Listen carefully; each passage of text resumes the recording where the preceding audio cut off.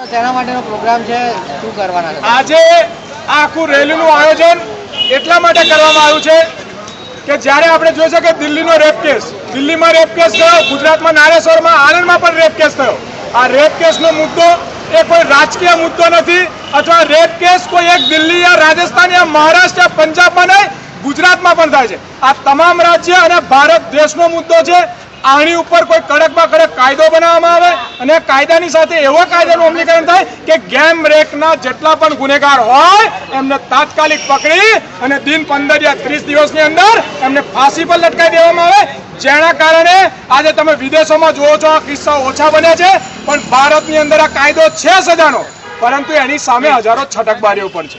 અમારો કહેવો એટલો છે કે સરકાર કોંગ્રેસની હોય કે ભાજપની હોય કે એનસીપીની હોય કે જનતા દળની હોય, સરકારે આવા કેસો પર રાજકીય બાબતને છોડી અને રાજકારણ રમવા વગર આ બાબતે ગંભીર કાયદાનું પસારણ ભારત દેશમાં કરવું જોઈએ અને આ ગુનેગારોને તાત્કાલિક એવી સજા આપવી જોઈએ જાહેરમાં ફાંસીની કે જેના કારણે આવું કૃત્ય કરનારા ગુનેગારો આ દેશમાંથી નાબૂદ થાય અને નારી શક્તિ તરીકે પૂજાતા ભારત દેશમાં નારી એક શક્તિ તરીકે ઉભરી આવે અને વિશ્વમાં ભારત નારી માટેનું એક પ્રતીક કહેવાય છે, આ રીતે સરેઆમ બદનામ ના થાય.